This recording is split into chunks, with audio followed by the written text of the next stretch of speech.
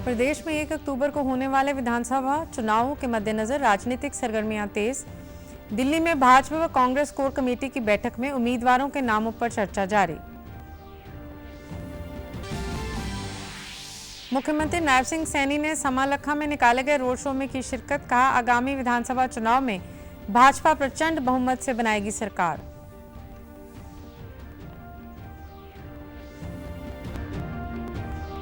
नूंह पहुंची कांग्रेस की हरियाणा मांगे हिसाब पदयात्रा। कांग्रेस सांसद दीपेंद्र हुड्डा ने कहा, भारतीय जनता पार्टी अभी तक लोगों को नहीं दे सकी अपने कार्यकाल का हिसाब।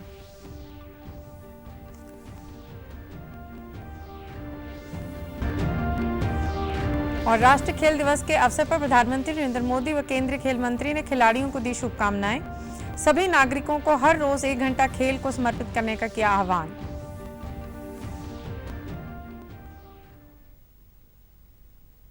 नमस्कार, मैं गीतू गुलाटी। अब समाचार विस्तार से। प्रदेश में 1 अक्टूबर को होने वाले विधानसभा चुनाव के लिए राजनीतिक सरगर्मियां जोरों पर हैं।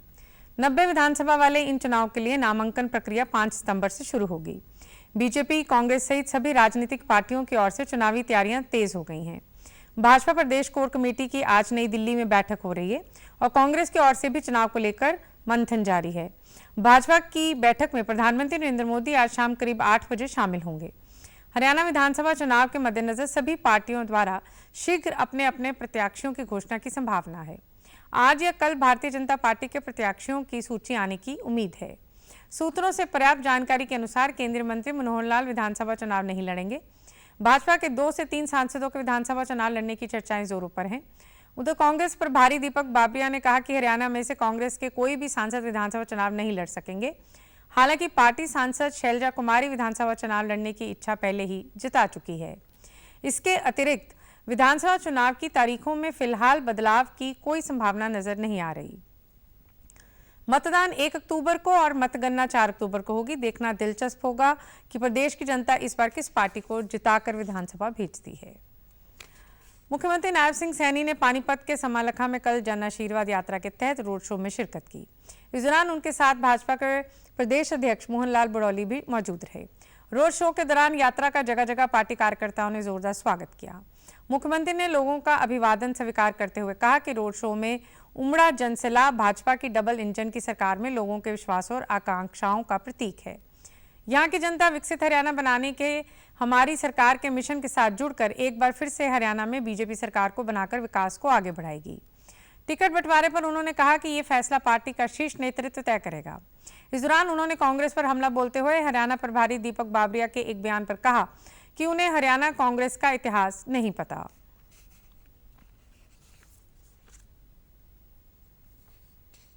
लोगों का जो जुनून, जो जोश, जो प्यार, जो आशीर्वाद जो देखने को मिल रहा है, मैं इस विश्वास के साथ कह सकता हूं, भारतीय जनता पार्टी बहुत बड़े मैंडेट के साथ तीसरी बार सरकार बना रही है। ये केंद्रीय पार्लियामेंट्री बोर्ड तय करता है, जो वो निर्णय लेंगे वो सर्वमान्य है। जब हरियाणा में कांग्रेस की सरकार थी, किस प्रकार से कांग्रेस ने, चाहे मिर्चपुर कांड था, गोहाना कांड था, गरीब लोगों के घरों को जला करके उनको घरों से निकालने का काम उन्होंने पलायन करना पड़ा। हमने तो उनको रिहेबिलिटेट करके कहीं स्थान दे करके उनको बसाने का काम किया है।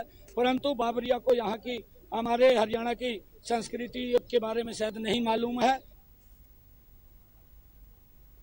भाजपा द्वारा आज रोहतक में आयोजित महिला सशक्तिकरण सम्मेलन में नई दिल्ली से सांसद बांसुरी स्वराज ने मुख्य वक्ता के तौर पर शिरकत की। सम्मेलन के दौरान उन्होंने केंद्र सरकार द्वारा महिलाओं के हित में उठाए गए कदमों की सराहना की। उन्होंने कहा कि प्रधानमंत्री नरेंद्र मोदी के नेतृत्व में केंद्र सरकार ने महिलाओं के जीवन को सुधारने के लिए कई महत्वपूर्ण योजनाएं लागू की हैं। वहीं भाजपा सांसद ने हरियाणा में तीसरी बार सरकार बनने का दावा किया है। रोहतक आने का सौभाग्य मिला है और यहाँ मातृशक्ति का जोश देख के मैं बता देती हूँ, हरियाणा की मातृशक्ति ने ठाना है तीसरी बार कमल खिलाना है और यहाँ डबल इंजन की सरकार वो लेकर आएंगी। कांग्रेस सांसद दीपेंद्र सिंह हुड्डा के नेतृत्व में हरियाणा मांगे हिसाब यात्रा आज नूंह पुन्हाना पहुंची। अनाज मंडी से गुड़ मंडी तक करीब 1 किलोमीटर तक पदयात्रा आयोजित की गई। इससे पहले दीपेंद्र सिंह हुड्डा ने लोगों को संबोधित करते हुए भाजपा सरकार पर हमला बोला। उन्होंने कहा कि हम भारतीय जनता पार्टी से हिसाब मांग रहे हैं। भाजपा ने पिछले 10 साल के शासनकाल में कोई काम नहीं किया। मेवात विकास के मामले में पीछे रह गया। गुरुग्राम अलवर राष्ट्रीय राजमार्ग 4 लेन नहीं बन पाया। साथ ही उन्होंने इनेलो व जजपा पर निशाना साधते हुए उन्हें बीजेपी की टीम बताया। हरियाणा में कांग्रेस पार्टी पूर्ण बहुमत के साथ सरकार बनाने जा रही है।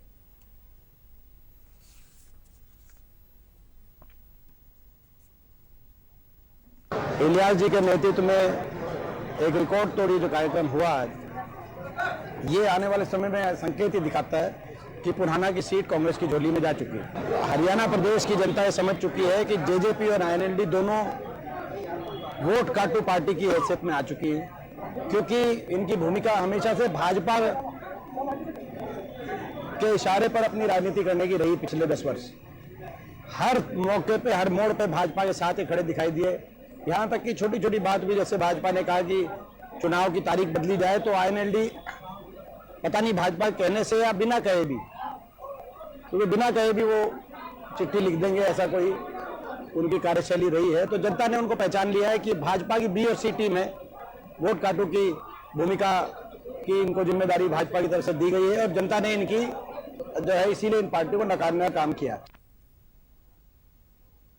जजपा नेता दुष्यंत चौटाला का कल उचाना के डुमरखा कला गांव में पहुंचने पर कार्यकर्ताओं ने जोरदार स्वागत किया। इस दौरान उन्होंने कांग्रेस के प्रदेश अध्यक्ष उदय भान के जमानत जब्त पार्टी वाले बयान पर कहा कि उदय भान स्वयं ही सोचें और हिम्मत है तो वे होडल विधानसभा लड़कर दिखाएं। जजपा के नाम से बीजेपी व कांग्रेस पार्टियां घबराई हुई हैं। वहीं कांग्रेस नेता बीरेंद्र सिंह पर हमला बोलते हुए उन्होंने कहा कि मैं यहां से चुनाव लड़ रहा हूं तो वे क्यों घबरा रहे हैं। जजपा का आजाद समाज पार्टी के साथ गठबंधन मजबूती के साथ चलेगा। उन्होंने कांग्रेस पर आरोप लगाते हुए कहा कि कांग्रेस ने बीजेपी से मिलीभगत होने के कारण ही राज्यसभा का उम्मीदवार नहीं उतारा। वहीं भाजपा नेता अनिल विज के कटी हुई पतंग के बयान पर दुष्यंत चौटाला ने कहा कि पतंग कटी हो तो डोर से डोर जुड़ जाती है और ऊंचाई पर चली जाती है, लेकिन कहीं अगर अनिल विज की टिकट कट गई तो उन्हें 5 साल इंतजार करना पड़ेगा।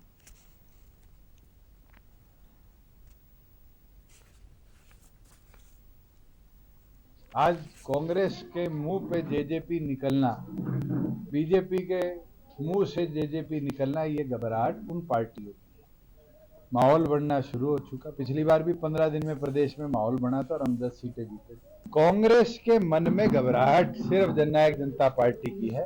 ये तो दोनों मिलके चुनाव लड़ते हैं। इस बार का राज्यसभा उदाहरण है और ये राज्यसभा नहीं, इनने तो इसी तरीके से आज से पहले 12 राज्यसभा चुनाव है। कांग्रेस एक क्यों जीत पाई जो दीपेंद्र लड़ा। विज साहब तो अपनी कटी हुई टिकट बचा ले वो बहुत है। पतंग तो कटी हो दोबारा डोर से डोर जुड़ जाती है और ऊंचाई पे चली जाती। टिकट कट जाती है, 5 साल इंतजार करना। प्रदेश के मुख्य निर्वाचन अधिकारी आगामी विधानसभा चुनाव के मद्देनजर प्रदेश के सभी विभागों के कर्मचारियों व अधिकारियों से अपील करते हुए कहा कि चुनाव के इस महापर्व में उनके विभागों के चुनाव से संबंधित कार्यों को सुचारू रूप से परिपूर्ण करवाएं। सभी चुनाव से संबंधित ड्यूटी को बिना कोताही के करें ताकि सफल एवं शांतिपूर्ण तरीके से चुनाव संपन्न हो सके।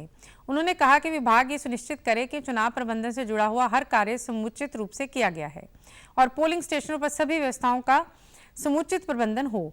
उन्होंने अधिकारियों व कर्मचारियों को ये भी निर्देश दिए कि वे अपने आप को किसी भी प्रकार की राजनीतिक गतिविधियों से दूर रखें। पंकज अग्रवाल ने बताया कि धारा 134 के तहत चुनाव से संबंधित पदीय कर्तव्य के उल्लंघन का दोषी पाए जाने पर उस व्यक्ति को दंडित किया जा सकता है। इसके अलावा हरियाणा सिविल सेवा कर्मचारी आचरण नियम 2016 के तहत कोई भी सरकारी कर्मचारी किसी राजनीतिक आंदोलन या गतिविधि में भाग नहीं लेगा।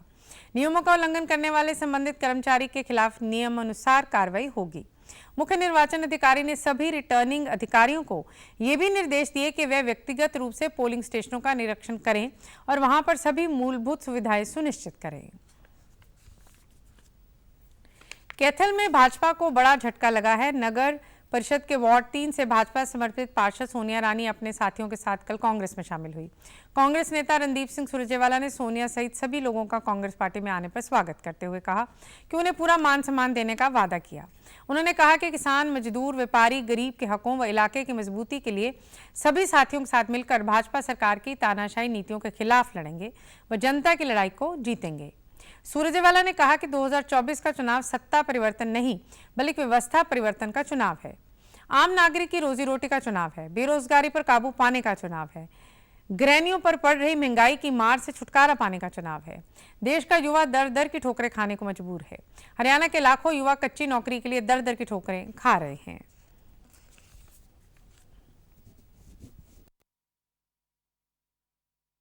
आज कांग्रेस पार्टी के अंदर अपना समर्थन, साथ, प्रेम, सद्भाव देने का निर्णय किया है और जो आगामी चुनाव है उसमें कंधे से कंधा मिलाकर कांग्रेस के साथ काम करने का निर्णय किया है। मैं सोनिया जी का भी और इन सारे साथियों का, और भूल चूक माफ किसी साथी का नाम मुझसे छूट गया हो तो इन सारे साथियों का दिल की गहराइयों से धन्यवाद भी करता हूं और कोटि कोटि स्वागत भी करता हूं। अगर 10 साल उन्होंने अच्छा काम किया होता, लोगों की सेवा की होती, गरीब की झोपड़ी में दिया जलाया होता, किसान, मजदूर, छोटे दुकानदार की सेवा करते, नौजवानों के लिए रोजगार पैदा करते, महंगाई जिसने हर घर का बजट बिगाड़ रखा है, महंगाई पर कुछ नियंत्रण करते तो आज ये नौबत ना आती। मैं आपको फिर दोहराता हूं, भाजपा जो है वो सिंगल डिजिट के अंदर सिकुड़ती जा रही है। इनेलो महिला मोर्चा की राष्ट्रीय महासचिव सुनैना चौटाला ने आज फतेहाबाद जिले के बोदीवाली, सरवरपुर, ढिंगसरा, बनावली, ढांड, धारनिया, बीधड़ व बनगांव सहित कई गांवों का दौरा किया और ग्रामीणों को संबोधित किया। बाद में पत्रकारों से बातचीत में सुनैना चौटाला ने कहा कि आज प्रदेश के हालात बद से बदतर हो चुके हैं। महिलाएं बढ़ती महंगाई से, युवा बेरोजगारी से और किसान अपनी फसलों को लेकर परेशान है। व्यापारियों में भी आज भय का माहौल है। भाजपा सरकार ने हरियाणा की जनता को सिवाय परेशानी के कुछ नहीं दिया। ऐसे में भाजपा सरकार को सत्ता में रहने का कोई हक नहीं। पहले 10 साल कांग्रेस ने और उसके बाद 10 साल भाजपा ने हरियाणा को लूटने का काम किया है। उन्होंने कहा कि हरियाणा के विधानसभा चुनाव में भाजपा और कांग्रेस से त्रस्त जनता इनेलो व बसपा गठबंधन को जिताने का मन बना चुकी है। उन्होंने कहा कि भूपिंदर सिंह हुड्डा अपनी ही पार्टी के नेताओं को खत्म करने का काम कर रहे हैं। पहले अशोक तंवर और अब किरण चौधरी इसका उदाहरण है। कांग्रेस को पहले भाजपा सरकार से हिसाब मांगने की कोई याद नहीं आई। कांग्रेस पहले अपना 10 सालों का अपना हिसाब दे।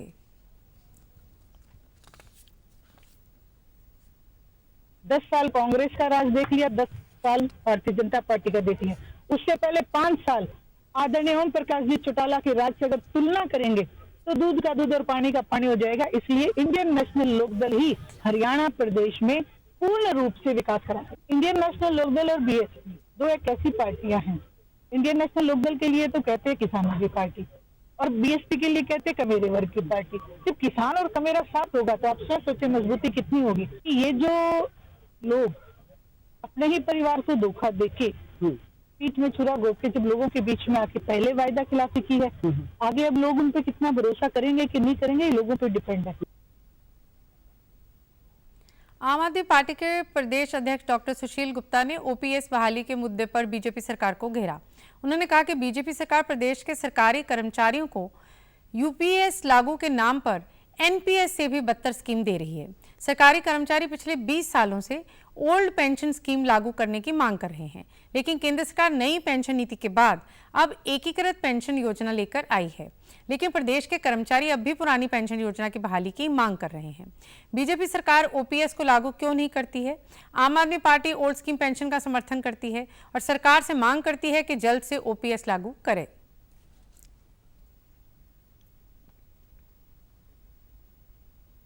कर्मचारियों को धोखा दे रहे हैं। हर कर्मचारी आज परेशान है। लंबे लंबे आंदोलन चले, लंबी लंबी संघर्ष रहा, परंतु आपने एक बार भी ये नहीं सोचा कि आप 5-5, 6-6 पेंशन ले रहे हैं और कर्मचारी की एक पेंशन भी आपने बंद कर दी। आम आदमी पार्टी ओल्ड पेंशन स्कीम का समर्थन करती है। आपने जो एक बीच का रास्ता निकाला है, ये न्यू पेंशन स्कीम से भी वर्स्ट पॉलिसी है। पूरे देश के अंदर और हरियाणा प्रदेश के अंदर एक भी कर्मचारी आज सेटिस्फाइड नहीं है यूपी। वहीं आम आदमी पार्टी के वरिष्ठ प्रदेश उपाध्यक्ष अनुराग ढांडा ने कैथल जिले के गांव किठाना और शिमला में पार्टी की 5 गारंटियों को लेकर ग्रामीणों के साथ बैठक की। इस दौरान अनुराग ढांडा ने कहा कि अरविंद केजरीवाल की 5 गारंटियों से ही कलायत क्षेत्र का भला हो सकता है। कलायत क्षेत्र की टूटी और खस्ता हालत सड़कों से ये बताती हैं कि बीजेपी के पूर्व मंत्री ने कलायत के साथ बहुत भेदभाव किया। अनुराग ढांडा ने कहा कि बीजेपी ने किसानों, जवानों, पहलवानों के साथ गद्दारी करने का काम किया है। इसका बदला जनता चुनाव के दौरान बखूबी लेगी और इसी इंतजार में प्रदेश की जनता बैठी है। बीजेपी को इसी बात का डर है, इसलिए बीजेपी चुनाव को आगे टहलवाने के लिए चुनाव आयोग में अर्जी लगवा रही है। 1 अक्टूबर को होने वाले विधानसभा चुनाव को लेकर प्रशासनिक स्तर पर तैयारियां शुरू कर दी गई हैं। इसी कड़ी में आज फतेहाबाद में चुनाव में ड्यूटी देने वाले अधिकारियों व कर्मचारियों के लिए ईवीएम व वीवीपैट प्रशिक्षण कार्यक्रम का आयोजन किया गया। मास्टर ट्रेनर कुलभूषण सिंह ने बताया कि निष्पक्ष एवं शांतिपूर्वक तरीके से चुनाव करना हमारी जिम्मेदारी है। अधिकारियों और कर्मचारियों को चुनाव प्रक्रिया से जुड़ी हर प्रक्रिया के बारे में विस्तार से जानकारी दी गई है। प्रशिक्षण के दौरान सभी को मास्टर ट्रेनरों ने बताया कि वे मतदान से 1 घंटा पहले मॉक पोल की प्रक्रिया को एजेंटों की मौजूदगी में पूरा करें। उन्होंने बताया कि 3 सितंबर तक अलग अलग समूहों में विभिन्न विभागों के अधिकारियों व कर्मचारियों को प्रशिक्षण दिया जाएगा। इसमें ईवीएम, वीवीपैट और कंट्रोल यूनिट, बैलेट यूनिट उनको आपस में कैसे कनेक्ट करना है, मॉक पोल कैसे करवाना है, वोटिंग के दौरान कैसे कार्य करना है, उनको कैसे ऑपरेट करना है, और इसके बारे में सभी अधिकारियों और कर्मचारियों को प्रैक्टिकल तरीके से सिखाया जाए। फिलहाल जो ट्रेनिंग है वो ईवीएम की ट्रेनिंग चल रही है। हम सिर्फ ईवीएम पे फोकस कर रहे हैं और सभी कर्मचारियों को निष्पक्ष तरीके से चुनाव कराने के लिए दिशा निर्देश हमें ऊपर से प्राप्त हुए हैं और वो सभी को बताए जा रहे हैं। वहीं प्रशिक्षण लेने आए कर्मचारियों ने बताया कि विधानसभा चुनाव के मद्देनजर उनको ईवीएम व वीवीपैट के बारे में महत्वपूर्ण जानकारी दी गई है। ईवीएम को आपने कैसे ऑपरेट करना है और ईवीएम को कैसे आपने सील करना है और ईवीएम पर क्या क्या कार्य आपके करने हैं आपने, ये सभी हम ट्रेनिंग लेने वालों को बताया जा रहा है। और वोटिंग की ट्रेनिंग दी गई, हमें किस प्रकार वोट करवाने हैं, वहाँ पर पोलिंग करवानी है, तो भाई ये मशीनें कैसे जचानी है या इसमें कोई दिक्कत आ जाए तो उसमें आपको क्या करना है, क्या दिक्कत आएगी, वीवीपैट कैसे काम करता है, यूनिट कैसे काम करती है, तो ये इसमें बैटरी कब चालू करनी, कब डालनी है, ये बताया जाए। ईवीएम को किस प्रकार से कंट्रोल यूनिट और बैलेट यूनिट को आपस में कनेक्ट करना है और जो वीवीपैट है उसके साथ किस प्रकार से जोड़ना है और उसके अंदर जो एरर आएंगे उसको किस प्रकार से दूर करना है और कौन कौन से एरर आते हैं उनको किस प्रकार से दूर किया जा सकता है। करनाल में केंद्रीय जनसंपर्क ब्यूरो द्वारा मतदाता जागरूकता अभियान के अंतर्गत डीएवी कॉलेज में प्रदर्शनी का आयोजन किया गया। प्रदर्शनी के अतिरिक्त प्रश्नोत्तरी, पोस्टर, सांस्कृतिक कार्यक्रम में भाषणी प्रतियोगिता से मतदाताओं को मत के अधिकार के इस्तेमाल के बारे में संदेश दिया गया। छात्राओं ने भाषण प्रतियोगिता में मतदान की आवश्यकता पर विचार व्यक्त किए। इस अवसर पर प्रशिक्षु योगेश सैनी ने विद्यार्थियों को वोट के इस्तेमाल के बारे में जागरूक व प्रेरित किया। 1 अक्टूबर को कोई भी मतदाता अपने मताधिकार का इस्तेमाल करने में वंचित ना रहे।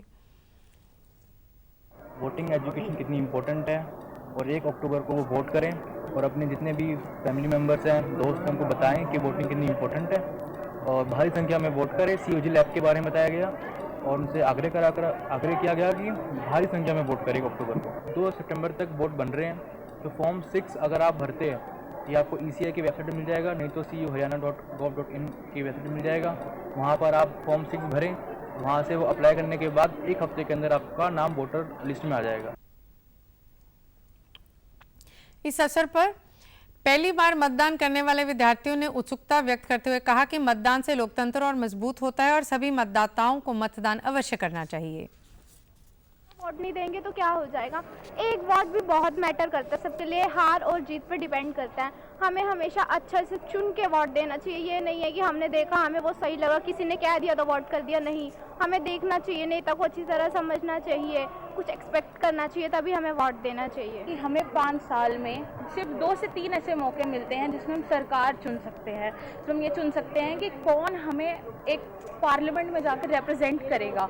ये फाइनली एक मौका मिलता है कि आपकी जो चीज़ें हैं, आपकी जो दिक्कतें हैं, आपको जो सॉल्यूशन चाहिए, वो जो फाइनली जाकर एक बड़े स्टेज पर उसे उतारे, उसका सॉल्यूशन ढूंढे, वो बहुत कम मिलता है। जो भी लोग जो 18 साल से ऊपर हो चुके हैं, मैं खुद हो चुकी हूँ, मैं खुद इस बार अपना वोट दिया था, और जो खुशी आपको अंदर से मिलती है, जो आपको रिस्पॉन्सिबल फील होता है कि आप भी इस देश के लिए कुछ ना कुछ कहीं ना कहीं कर रहे हो। हमें अपना मतदान अवश्य करना चाहिए। हमारे पास हमारा ये अधिकार है और हम इस अधिकार को अपने साथ अधिकार को अपना इस्तेमाल करके हम अपने अच्छे नेता का चुनाव कर सकते हैं।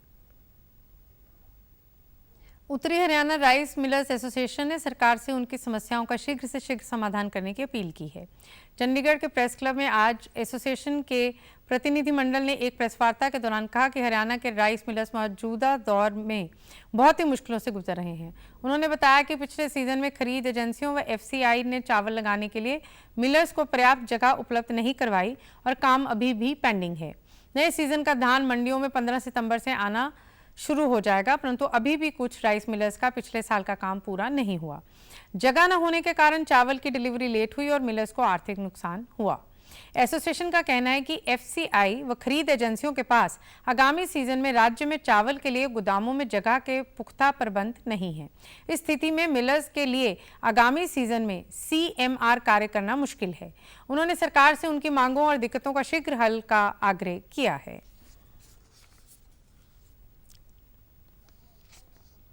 ये इंडस्ट्री आज डूबने के कगार पे खड़ी है। अगर सरकार से जो हमारे मांगे हैं या कुछ शर्तें हैं, अगर वो पूरी नहीं हुई तो आगामी 24-25 की जो क्रॉप ईयर है उसमें राइस मिलर काम करने में असमर्थ है। सबसे पहले तो स्पेस की प्रॉब्लम है। आज के दिन भी 23-24 का जो राइस है उसमें 2.5 लाख एमटी चावल अभी पेंडिंग है। उसके लिए भी सरकार के पास कोई स्पेस नहीं है। स्पेस ना होने की वजह से राइस मिलर को 60 से 75 हजार रुपए पर गाड़ी का नुकसान हुआ है। जैसे कि चावल जो 14% का मॉइस्चर का लगता है वो 10% पे लगा। आम आदमी पार्टी ने सोशल मीडिया प्लेटफॉर्म एक्स पर हरियाणा बीजेपी के हैंडल से हाल ही में किए गए एक पोस्ट के संबंध में हरियाणा के मुख्य निर्वाचन अधिकारी को शिकायत की है। शिकायत में आरोप लगाया गया है कि भाजपा द्वारा पोस्ट किए गए एक प्रचार वीडियो में एक बच्चा दिखाई दे रहा है जिसने दावा किया है कि यह आदर्श आचार संहिता का उल्लंघन है। मुख्य निर्वाचन अधिकारी ने मामले का संज्ञान लेते हुए भाजपा हरियाणा के प्रदेश अध्यक्ष को आज शाम 6 बजे तक अपना जवाब प्रस्तुत करने के लिए कारण बताओ नोटिस जारी किया है। गौरतलब है कि भारत निर्वाचन आयोग के निर्देश अनुसार राजनीतिक दलों और चुनाव अधिकारियों द्वारा चुनाव प्रक्रिया में किसी भी बच्चे को शामिल नहीं किया जाना चाहिए। आज देश भर में राष्ट्रीय खेल दिवस मनाया जा रहा है। ये दिवस महानतम हॉकी खिलाड़ी मेजर ध्यानचंद की जयंती के अवसर पर मनाया जाता है। प्रत्येक वर्ष 29 अगस्त को मनाया जाने वाला राष्ट्रीय खेल दिवस भारतीय हॉकी में मेजर ध्यानचंद की विरासत के सम्मान और शारीरिक गतिविधियों तथा खेल के महत्व को दर्शाता है। प्रधानमंत्री नरेंद्र मोदी ने राष्ट्रीय खेल दिवस पर शुभकामनाएं देते हुए कहा कि देश भारतीय हॉकी के खिलाड़ी मेजर ध्यानचंद को आज श्रद्धा सुमन अर्पित कर रही है। ये सभी खेल प्रेमियों और देश के लिए खेलने वाले खिलाड़ियों की सराहना का अवसर है। प्रधानमंत्री ने कहा कि खेलों को समर्थन देने और अधिक युवाओं को खेल और प्रतिभा प्रदर्शन में सहयोग देने के लिए सरकार प्रतिबद्ध है। साथ ही उन्होंने एक्स पर एक वीडियो संदेश भी साझा किया।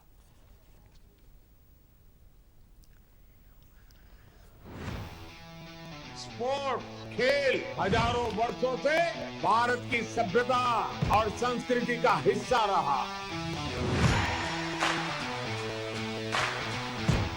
स्पोर्ट सिर्फ मेडल जीतने का नहीं बल्कि दिलों को जीतने का माध्यम है। स्पोर्ट सबका है, सबके लिए है। स्पोर्ट सिर्फ चैंपियंस ही तैयार नहीं करता बल्कि पीस, प्रोग्रेस और वेलनेस को भी प्रमोट करता है।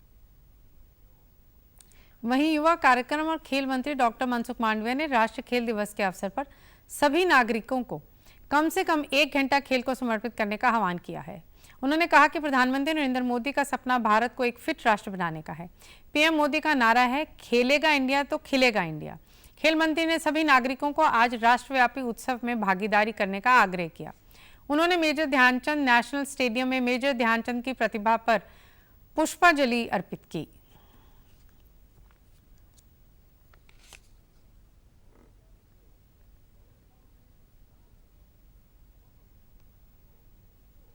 प्रदेश के मुख्यमंत्री नायब सिंह सैनी ने भी राष्ट्रीय खेल दिवस के अवसर पर सभी खिलाड़ियों को शुभकामनाएं देते हुए उनके उज्जवल भविष्य की कामना की है।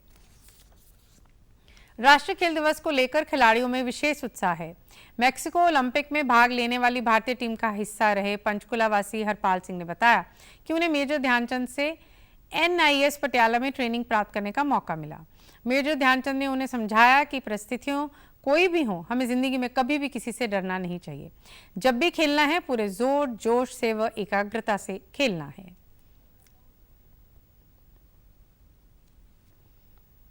तो मैं ਤੁਹਾਨੂੰ ਫੇਰ ਦੱਸ ਰਿਹਾ ਧਿਆਨਚੰਦ ਦੇ ਸਰ ਜਦੋਂ ਉਹ ਮੈਚ ਖੇਡਦੇ ਸੀ ਹਮੇਸ਼ਾ ਬਾਲ ਆਪਣੇ ਨਾਲ ਰਹੇ, ਉਹਨੇ ਬਾਲ ਦੇ ਨਾਲ ਹੀ ਸਿੱਖ ਲੱਗੀ ਰਹਿੰਦੀ ਸੀ। ਹਮੇਸ਼ਾ ਕਦੇ ਖੱਬੇ ਸੱਜੇ ਲੈਣਾ, ਉਹਨਾਂ ਕਦੇ ਬਾਲ ਨਹੀਂ ਛੱਡੀ ਆਪਣੇ ਕੋਲ। ਉਹਨੂੰ ਹਾਕੀ ਦਾ ਜਾਦੂਗਰ ਕਿਹਾ ਜਾਂਦਾ ਸੀ। ਅੱਜ ਕੱਲ੍ਹ ਦੇ ਮੁੰਡੇ ਮੈਂ ਤਾਂ ਇਹੀ ਕਹੂੰਗਾ ਕਿ ਹਮੇਸ਼ਾ ਗੇਮ ਦਾ ਧਿਆਨ ਰੱਖੋ, ਕਿਉਂਕਿ ਪਹਿਲਾਂ ਤਾਂ ਪੜ੍ਹਾਈਆਂ ਘੱਟ ਸੀਗੀਆਂ, ਅੱਜ ਕੱਲ੍ਹ ਪੜ੍ਹਾਈਆਂ ਬਹੁਤ ਜ਼ਿਆਦਾ। ਇਸ ਕਰਕੇ ਉਹਨਾਂ ਟਰਫ ਵੀ ਨਵੇਂ ਲੱਗ ਗਏ ਆ, ਬਾਲ ਵੀ ਫਾਸਟ ਹੋ ਗਿਆ, गेम फास्ट हो गई है, तो इस करके इन्होंने बहुत मेहनत करनी पैनी है। खेल विभाग के अतिरिक्त निदेशक विवेक पदम ने बताया कि हरियाणा को ओलंपिक का राज्य कहा जाता है। हरियाणा में खेल लोगों की रगों में है।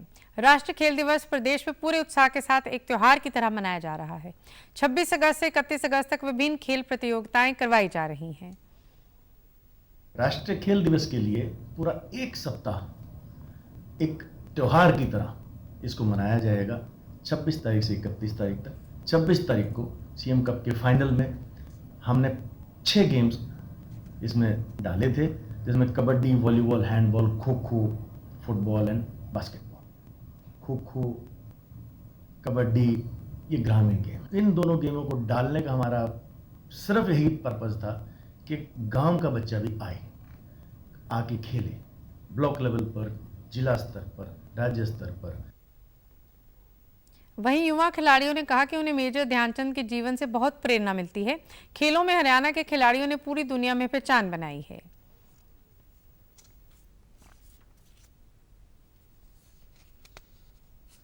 मेजर ध्यानचंद जी का बर्थडे स्पोर्ट्स डे के रूप से हमारे अंदर हम सब मनाते हैं। और अभी मैं कुछ टाइम पहले ही मैं चंडीगढ़ की तरफ से टूर्नामेंट खेलने गई थी, तो मैं वहाँ पे 3rd पोजीशन हमारी आई है और मैं ब्रॉन्ज मेडल लेकर आई हूँ। मेजर ध्यानचंद जी को मैं अपना ब्रॉन्ज मेडल समर्पित करना चाहूँगी और मैं चाहती हूँ कि मैं भी उनकी तरह अपने देश का नाम रोशन करूँ। मैं चाहती हूँ कि मैं राष्ट्रीय खेल दिवस के अवसर पर आज हिसार में खेल विभाग द्वारा एक यात्रा निकाली गई। जिला खेल अधिकारी नरेश कुमार ने बताया कि यात्रा में करीब 600 से अधिक खिलाड़ियों ने भाग लिया और प्रतिभागियों को नशे से दूर रहने की शपथ भी दिलाई गई। उन्होंने बताया कि 26 अगस्त से 31 अगस्त तक ये सप्ताह खेल दिवस के रूप में मनाया जा रहा है, जिसमें विभिन्न खेल प्रतियोगिताएं आयोजित करवाई जा रही हैं।